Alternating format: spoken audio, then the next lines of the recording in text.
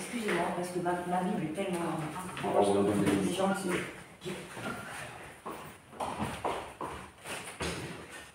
Alors, comme je le disais, quand on trouve les Bibles, qu'on trouve le passage, on va terminer ce matin la prédication sur le Fils prodigue. Alors, c'est vrai qu'on pourrait faire une seule prédication. Il s'avère qu'on en a eu 9. On pourrait même aller encore plus loin. Mais c'est vrai que j'aime bien rentrer un peu dans les détails pour qu'on puisse justement être le plus enrichi possible. Donc, on va reprendre Luc chapitre 15 à partir du verset 20. Luc chapitre 15 à partir du verset 20 et en fait nous allons lire jusqu'à la fin du chapitre. Luc chapitre 15 verset 20 à 32. Comme ça on aura la fin un petit peu de l'histoire du fils prodigue. Il partit donc et vint vers son père. Et comme il était encore loin, son père le vit et fut touché de compassion et courant à lui, il se jeta à son cou et le baisa. Et son fils lui dit, « Mon père, j'ai péché contre le ciel et contre toi, et je ne suis plus digne d'être appelé ton fils. » Mais le père dit à ses serviteurs, « Apportez la plus belle robe et l'en revêtez. Mettez-lui un anneau au doigt et des souliers aux pieds. Amenez le veau gras, tuez-le, mangeons, réjouissons-nous, parce que mon fils que voici était mort, il est revenu à la vie. Il était perdu et il est retrouvé. » Et ils commencèrent à se réjouir. Cependant, son fils aîné qui était à la campagne revint et comme il l'approchait de la maison, il entendit une symphonie des danses et il appela un des serviteurs auquel il demanda ce que c'était. Le serviteur lui dit, « Ton frère est de retour et ton père a tué le veau gras parce qu'il l'a recouvré en bonne santé. » Mais il se mit en colère et ne voulut point entrer. Son père donc sortit et le pria d'entrer. Mais il répondit à son père, « Voici, il y a tant d'années que je te sers sans avoir jamais contrevenu à ton commandement, et tu ne m'as jamais donné un chevreau pour me réjouir avec mes amis. Mais quand ton fils que voilà, qui a mangé son bien avec des femmes débauchées, est revenu, tu as fait tuer le veau gras pour lui. » Et son père lui dit, « Mon fils, tu es toujours avec moi et tout ce que j'ai est à toi. » Mais il fallait bien se réjouir et s'égayer parce que ton frère que voilà était mort. Il est revenu à la vie, il était perdu et il est retrouvé. Nous allons prier. Père Céleste, nous voulons te remercier parce que ce matin, tu nous permets d'être dans ta maison. Nous voulons nous réjouir de pouvoir tenir entre nos mains ta parole. Nous voulons te demander de nous disposer favorablement pour que nous puissions être attentifs à ce que tu veux nous enseigner ce matin encore. Aide-nous à le retenir, aide-nous à le mettre en pratique. Et comme nous l'avons entendu de la part de Brigitte ou d'Anaïs, nous voulons aussi te prier pour nos proches, nos familles, ou pour se réjouir, ou aussi, Seigneur, pour te demander la guérison. En tout cas, que ta volonté se fasse dans la vie du Père d'Anaïs. Merci de les garder toutes les deux, merci de garder chaque personne ici présente. Merci d'être avec ceux qui n'ont pas pu venir, qui sont malades, Seigneur. Et je te remets ce culte, cette prédication maintenant entre tes mains. Et c'est en ton nom que nous te prions. Alors, je viens de vous le dire, on va étudier ce matin la dernière et pas la moindre partie, c'est pas la moins intéressante, celle qu'on va voir ce matin, celle du fils prodigue. Et je ne vous apprendrai rien, vraiment, en vous disant que cette parabole est composée de 2 parties. Quelles sont ces 2 parties?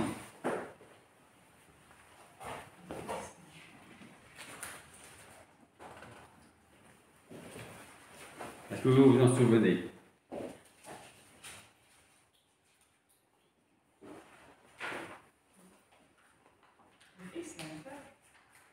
Deux parties, 2 fils, 2 parties. Le premier qui s'en va et qui fait ce qu'il ne faut pas faire et qui revient, et le deuxième qui était là, qui est resté et qui va faire ce qu'il ne faut pas faire. Ok? Donc, la première partie raconte l'histoire du plus jeune fils qui décida de quitter le foyer paternel. Donc là, c'est un petit peu une révision de tout ce qu'on a vu et que vous connaissez, pour vivre sa vie loin du regard de son père en se disant, quand je serai très loin, il ne saura pas ce que je fais, ça ne lui reviendra pas aux oreilles, donc je fais ce que je veux, je vais vivre ma vie selon moi. La seconde partie nous parle du fils aîné qui, lui, est resté auprès de son père, mais qui va se mettre en colère, comme on l'a lu, à l'annonce du festin que l'on prépare pour celui qui a dépensé l'héritage qu'il avait reçu. Alors, comme je vous le disais il y a maintenant quelques semaines, lors du premier message sur cette parabole, quand nous pensons parabole du fils prodigue, nous pensons trop souvent à un seul fils, et nous oublions l'autre. Souvent, dans notre esprit, dans notre tête, c'est le fils prodigue et le père qui revient, tout le monde se réjouit et la famille est reconstituée. Celui qui était perdu est retrouvé, celui qui était mort est revenu à la vie. Et on peut oublier le deuxième qui est là, et c'est lui qu'on va voir ce matin. La parabole commence au verset 11.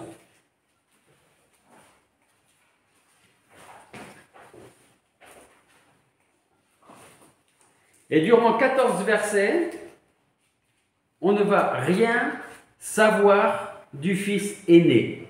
Pas celui qui s'en va, mais celui qui reste. Jusqu'au moment où le plus jeune revient à la maison. Et très vite, dès le verset 28, nous allons commencer à voir qui est ce fils aîné. Quel est son véritable caractère? Quel est son véritable fond? Qu'est-ce qu'il a vraiment dans le cœur et dans sa tête? Au verset 27 et 28, nous lisons. Le serviteur lui dit, parce que le frère aîné pose la question, qu'est-ce qui se passe? Il dit, ton frère est de retour et ton père a tué le veau gras parce qu'il l'a retrouvé en bonne santé. Il pourrait se réjouir également. Mais qu'est-ce qui se passe? Il se mit en colère et ne voulut pas rentrer. Son père donc est obligé de sortir et il est obligé de le prier de rentrer dans la maison. Et quand on y regarde d'un peu plus près, notre fils aîné n'est pas celui que l'on pense. C'est une personne qui, selon lui, en tout cas en apparence, lorsque nous lisons la parabole, semble être quelqu'un de juste. Moi, je suis resté. L'autre, il est parti. Moi, j'étais au labeur. J'ai travaillé. J'ai transpiré pendant que l'autre était en train de dépenser tout son argent. En fait, on avait dit que le fils prodigue ressemble au pécheur qui vient au Seigneur ou du chrétien qui s'est éloigné et qui revient au Seigneur. Le fils aîné, lui, il représente ceux qui se disent « Je suis très bien comme ça, hein. Je n'ai pas besoin de Dieu, je n'ai pas besoin d'église, je n'ai pas besoin d'un Seigneur, d'un Sauveur. Me sauver de quoi? Je vais bien, je suis en bonne santé, qu'est-ce qui peut m'arriver? Et tant que tout va bien, eh bien tant mieux, on continue comme ça. » Le fils aîné fait partie de ceux dont le Seigneur disait en Matthieu 9, 12, si vous prenez des notes ou si vous voulez le regarder, Matthieu 9, 12, le Seigneur disait, ce ne sont pas ceux qui sont en bonne santé qui ont besoin de médecins. Ce sont ceux qui se portent mal. Ce ne sont pas les justes que je suis venu appeler à la repentance, mais des pécheurs. En fait, quand on y regarde un peu plus près, qu'est-ce qu'on réalise? On réalise que le fils aîné est tout simplement le contraire du fils le plus jeune. Il y en a un qui était gaspilleur, ingrat, sans amour pour sa famille, mais pas l'autre. Il est resté. Il a continué à travailler. En sachant cela, se pose une question. Pourquoi le fils aîné a eu cette réaction? Pourquoi est-ce qu'il se met en colère? Il aurait très bien pu, on aurait pu, si on était à sa place, dire oh, il est revenu, enfin. Alors, je vais les laisser fêter leur truc, et après, j'irai peut-être discuter avec lui, sans me mettre en colère. Mais lui, ce n'est pas l'attitude qu'il a eue. Dès qu'il entend que celui qui était perdu est retrouvé, donc son jeune frère, quand il apprend qu'il est de retour, qu'est-ce qui se passe? Qu'est-ce qu'il fait? Il se met en colère. En fait, c'est le retour de son frère ça m'appartient qu'à moi. Mais peut-être même que dans l'esprit, dans la tête du fils aîné, peut-être qu'il s'est dit, ben, maintenant qu'il est parti, je vais avoir peut-être plus d'importance encore à la maison. Hein? Et mon père va pouvoir s'appuyer encore plus sur moi.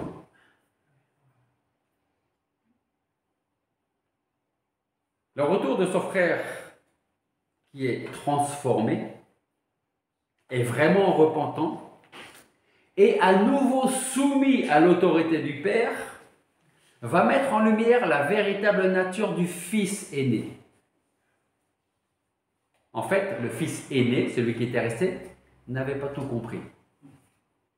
Il pensait que le père, en faisant tuer le veau gras, en mettant de nouveaux vêtements, de nouveaux souliers, en faisant la fête, il pensait que son père approuvait les péchés, ou en tout cas disait, bon, c'est pas très grave, allez, tu as commis des choses, c'est pas très grave, allez, on oublie tout et on va faire la fête ensemble. Certainement, c'est ce que le frère aîné pensait. Peut-être qu'il se disait, mais alors là, je ne reconnais pas mon père, autrement dit, on peut faire ce qu'on veut, hein, on ne sera jamais repris. Au contraire, si on fait ce qu'on veut et qu'on revient, on tue le veau gras, on fait la fête. Qu'est-ce que nous lisons, versets 29 et 30? C'est le frère aîné, donc le fils aîné, pardon, qui parle avec son père qui lui demande de rentrer. Il dit, voici, il y a tant d'années que je te sers, sans jamais avoir contrevenu à ton commandement. Autrement dit, j'ai toujours obéi à ce que tu me demandais de faire. J'ai toujours été présent. Même quand je voulais faire autre chose, je savais que tu avais besoin de moi, j'étais là. Et tu ne m'as jamais donné un chevreau pour me réjouir avec mes amis. Il faut lire entre les lignes, il faut comprendre les mots. Parce que le père a fait tuer quoi? Un veau gras. Alors, mon gendre va me dire, ça fait à peu près quelle taille, quel poids, un veau gras? À peu près. 300 kilos. Et un chevreau, ça pèse combien à peu près? 10 kilos? Allez, 15 kilos s'il est un peu gras aussi. Qu'est-ce que le fils aîné est en train de dire? Mon frère, il est parti. Il a tout dépensé. Il a fait n'importe quoi. Il a vécu dans le péché comme peut-être personne d'autre avant lui. Il rentre, tu tues le veau gras. Moi, je suis resté là. Tu ne m'as même pas donné un petit chevreau pour pouvoir me réjouir. Au verset 30, il continue, il dit, mais quand ton fils que voilà, qui a mangé son bien avec des femmes débauchées, est revenu, tu as fait tuer le veau gras pour lui. C'est vrai que ça me fait penser, ça? Ça me fait penser à ce qu'est réellement la grâce de Dieu. Et encore, si j'arrive à réaliser ce qu'est vraiment la grâce de Dieu. Parce que qui mérite la grâce de Dieu? Qui mérite que Dieu, depuis son trône, il fasse ça et qu'il me regarde, qu'il vous regarde, qu'il te regarde? Personne. Souvenons-nous que le père de la parabole est une image du Père céleste. Le plus jeune fils a expérimenté cette grâce contrairement à l'aîné qui était resté là à la maison. Et vous savez, il en est de même avec la grâce de Dieu envers les pécheurs comme nous, comme moi. C'est une vérité qui n'est pas toujours bien comprise ou alors beaucoup ont du mal à la comprendre. On peut peut-être d'une certaine manière expliquer cette doctrine de la grâce de Dieu d'ailleurs. Je vais vous poser la question. Allez. Juste en quelques mots. Si vous deviez m'expliquer à moi qui ne connais rien, ce que pour vous représente la grâce de Dieu, qu'est-ce que vous me diriez? En quelques mots. Que je ne mérite pas. Je ne mérite pas quoi? L'amour. L'amour. Son amour. Sa patience. Sa patience. Sa miséricorde. Ok. Oui. Le salut. Une grâce, par définition, c'est je décide de te la donner ou pas. Je peux aller vers quelqu'un pour lui demander, comme par exemple, une grâce présidentielle. Si j'étais condamné à mort, je peux demander une grâce présidentielle, mais je ne vais pas pouvoir l'exiger. Et même si je vais à l'extrême et que je l'exige, le président n'est pas obligé de me l'accorder. C'est à son bon vouloir. Alors on peut essayer d'expliquer cette doctrine on peut la prêcher, on peut l'enseigner, que le salut ne s'obtient que par la grâce de Dieu et seulement par la grâce de Dieu, mais vous trouverez toujours quelqu'un pour vous dire que son salut vient du fait qu'il croit en Dieu et pour lui ça suffit, il est sauvé. Mais vous savez, la Bible nous dit quoi? Ce n'est pas parce que vous croyez en Dieu que vous serez sauvés. Hein? Comme j'aime le dire, les démons aussi croient en Dieu. Le diable aussi croit en Dieu. C'est pas pour ça, Dieu merci, qu'ils seront avec nous à la table du festin dans le royaume de Dieu. En fait, ces gens restent étrangers à ce que le Fils prodigue a compris. Tant que Dieu n'a pas établi lui-même le contact avec le pécheur, et donc avec nous, avec moi, avec chacun d'entre vous ici, tant qu'il ne nous a pas donné un nouveau cœur, une nouvelle nature, nous allons tout simplement rester morts spirituellement. Et je reviens il y a peut-être 4 semaines. Un mort, quand il est mort, il est mort. Et il ne peut pas bouger même un petit doigt. Quand on est mort, on est mort.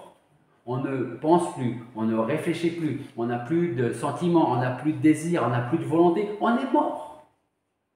Et quand nous étions morts spirituellement, c'est exactement la même chose. On n'a aucun désir d'aller vers Dieu. Et si Dieu ne change pas notre cœur, alors on restera dans notre mort spirituelle.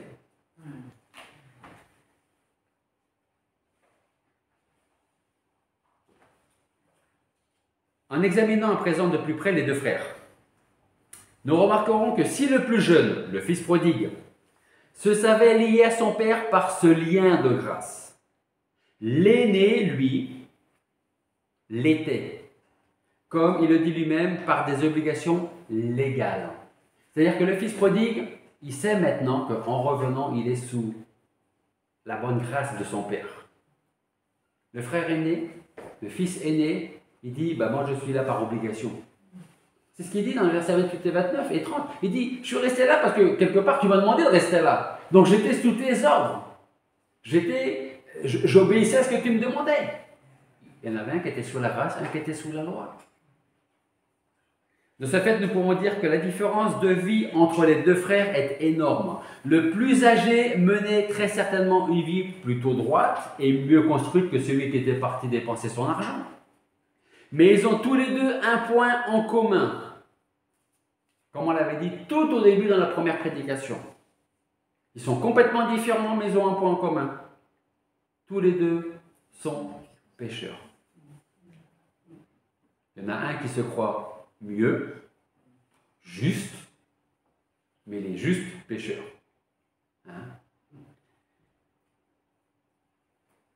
Cette différence, nous la retrouvons au début du chapitre 15, alors que Luc commence par ces mots. Il dit, alors c'est à partir du verset, on est Luc chapitre 15, on est là.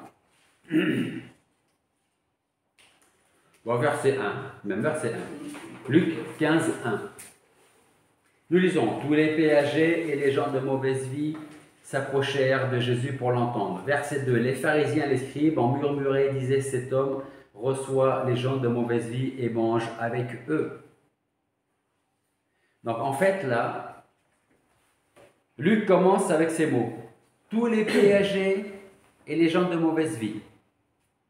Ça c'est une image des fils prodigues. S'approchaient de Jésus pour l'entendre. Et les pharisiens et les scribes qui, eux, sont une image du fils aîné, celui qui était resté à la maison, en murmuraient, disaient, cet homme reçoit les gens de mauvaise vie et mange avec eux. Autrement dit, vous savez quoi? On ne va pas s'approcher de ces gens-là. On ne va pas les côtoyer, parce que nous, on est des gens bien. Nous, on ne va pas aller manger dans la maison des gens de mauvaise vie. Avec les prostituées, avec les voleurs, avec les délinquants. Ça, ce n'est pas notre truc à nous. Nous, notre monde, il est dans la maison de Dieu. Et d'ailleurs, on ne s'approche pas de ces gens-là, ces gens de mauvaise vie. Parce que rien que le fait qu'ils nous touchent, hop, il faut aller se purifier. Parce que nous, on est des gens bien. On connaît Dieu. On sait ce qu'il faut faire, mais pas eux. Le salut des pharisiens reposait sur leurs œuvres et ou leurs mérites. Rappelez-vous la parabole des deux hommes qui montent au temple pour prier, un pharisien et un pélagier. Ah, je te remercie mon Dieu parce que je ne suis pas comme l'autre. Ah. Moi, je jeûne 2 fois par semaine, je donne la dîme de tout ce que j'ai, je ne suis pas voleur, je ne me rappelle plus de tout ce qu'il dit, mais je ne suis pas voleur, je ne suis pas délinquant. Peut-être qu'il y avait un œil qui tournait vers le publicain, qui disait je ne suis pas comme lui, je ne suis pas comme le reste des hommes. Mais être dans cet état-là, c'est dire je n'ai pas besoin de toi, Seigneur. Je n'ai pas besoin de toi parce que je suis bien.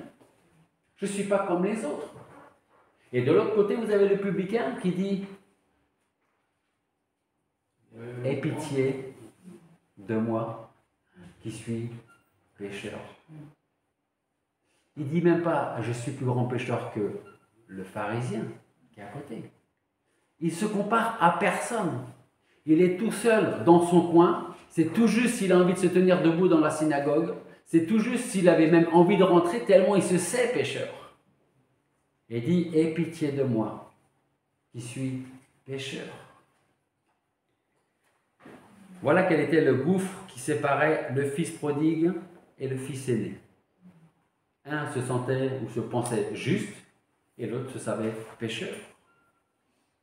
Et c'est la rédemption de Christ qui produit en nous un grand changement. Elle nous affranchit. Ça veut dire quoi? Ça peut paraître paradoxal, mais lorsque le Seigneur nous rachète, c'est pour nous rendre libres. En principe, à l'époque, peut-être, si aujourd'hui il y a des pays encore où, je ne suis pas sûr, mais en tout cas à l'époque, on achetait une personne, on achetait un esclave. Et cet esclave m'appartenait. Il appartenait à celui qui l'avait acheté. Et cet esclave n'était pas libre, puisqu'il était esclave. Et donc c'est là le paradoxe, c'est que lorsque le Seigneur nous a rachetés par son sang, en fait, qu'est-ce qu'il a fait? Il nous a rendus libres. Vous étiez pécheur, tu étais dans ta mort spirituelle, je t'ai ramené à la vie. Tu étais perdu, je t'ai retrouvé. C'est pas toi qui t'es retrouvé tout seul, c'est moi. Je t'ai retrouvé. Tu étais mort et maintenant tu vis. Tu t'es séparé de moi et maintenant on va pouvoir commencer notre vie ensemble et la poursuivre jusqu'à ce que je revienne te chercher. L'apôtre Paul insiste quand il dit aux Galates, ça on le verra dans quelques semaines parce que c'est Galates chapitre 5, ce matin on a lu Galates chapitre 2, il dit « Tenez-vous donc ferme dans la liberté dont Christ vous a rendu libre. Et ne vous remettez pas de nouveau sous le joug de la servitude. » Qu'est-ce que Paul est en train de dire? Il dit avant, nous étions esclaves du péché. On appartenait au monde. On n'était pas libre. Mais si Christ est aujourd'hui votre Seigneur et votre Sauveur, alors vous n'êtes plus esclaves. Vous avez été rachetés par son sang précieux et il vous a rendu libre. Que cette liberté maintenant ne vous fasse pas faire n'importe quoi. Ce n'est pas parce que nous sommes libres et sous la grâce de Dieu qu'on a le droit de faire ce qu'on veut. On n'a pas le droit de vivre comme on veut. On ne peut pas vivre comme on veut. En même temps, cette liberté est spéciale car elle nous permet d'être vraiment libres. Mais on ne va pas suivre maintenant n'importe quel désir qui nous passe par la tête ou par le cœur. Rappelez-vous, si vous avez commencé à lire ce livre, que ferait Jésus à ma place? Posons-nous la question quand on doit se la poser. Que ferait Jésus à ma place? Le fils aîné servait son père par obligation. Si c'est le cas pour vous envers Dieu, si vous servez Dieu par obligation, j'ai presque envie de dire, ne le faites pas, hein, parce que vous allez vous fatiguer, vous allez vous épuiser, et en plus, vous allez mal le faire. Et comme je dis souvent, si c'est pour commencer comme ça, alors ne commencez pas du tout. Ne le commencez pas du tout. Si on sert le Seigneur par obligation, alors je pense que même si on est libre, on doit être bien malheureux. Parce que ça veut dire quoi? J'arrive à l'église, il faut que je fasse ça et ça et ça. Si j'avais pas tout ça à faire, j'aurais plus de joie à venir à l'église.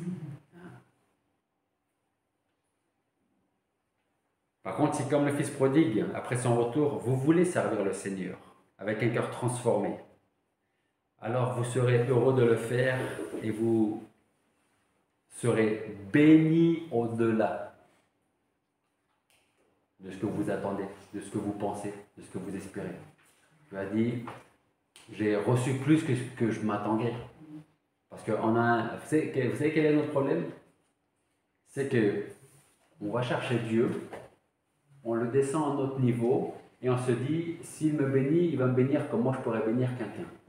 Sauf que prendre Dieu et le descendre à notre niveau, c'est-à-dire qu'on réduit notre Dieu, on réduit sa puissance, on réduit ses attributs, parce qu'on va le voir avec nos yeux humains, nos yeux pécheurs.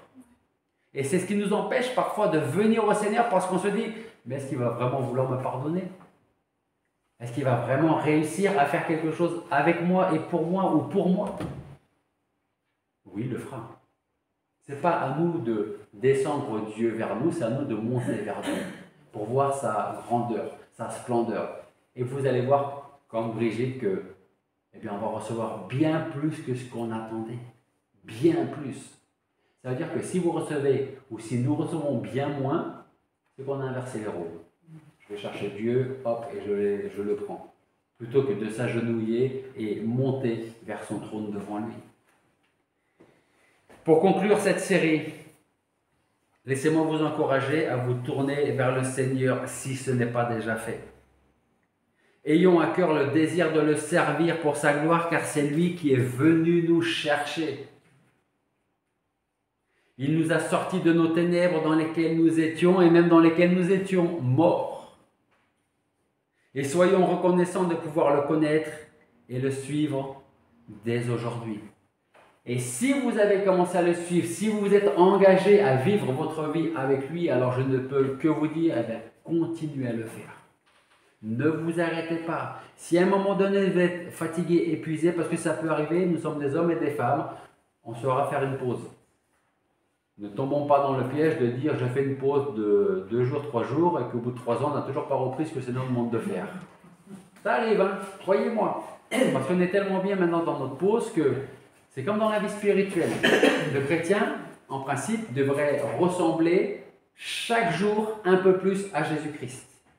On ne doit jamais se contenter de là, ni de là, ni de là, ni d'aujourd'hui où je suis arrivé, parce que demain je veux arriver là. Donc ce que je veux dire par là, c'est que faisons attention de ne pas arriver dans notre marche sur un plateau spirituel et de se dire, bah là je suis bien. J'ai 2-3 petites choses à faire à l'église, je suis bien, j'en veux pas plus. Okay? On ne doit pas tomber dans ce piège de ce plateau spirituel où on se sent bien. On se dit, on est bien, on peut rester quelque temps, mais je ne veux pas m'arrêter là. Je veux continuer et je veux avancer parce que chaque jour, je veux ressembler plus à mon Seigneur Jésus-Christ qui m'a rendu libre, qui m'a racheté et avec qui je peux marcher aujourd'hui. Prions. Père Céleste, nous voulons te remercier parce que tu nous as permis à travers ces 9 semaines d'étudier cette parabole du Fils prodigue. Nous voulons te remercier parce que c'est toi qui nous as retrouvés, c'est toi qui nous as rendu la vie, c'est toi qui nous as rendus libres. Et dès à présent, nous voulons nous tourner vers toi pour que tu continues ton œuvre en nous. Que tu nous fasses grandir dans ta connaissance, dans notre connaissance de ta parole, dans la connaissance de notre Seigneur Jésus-Christ, à qui nous voulons ressembler toujours plus. Merci de nous conduire par la main, de nous montrer le chemin, la voie que nous devons prendre. Je te remercie pour ton Église ici, pour chaque personne, celles qui n'ont pas pu venir, et je te demande, Seigneur, de continuer à nous faire grandir, jour après jour, pour te glorifier. C'est en ton nom que nous te prions. Amen.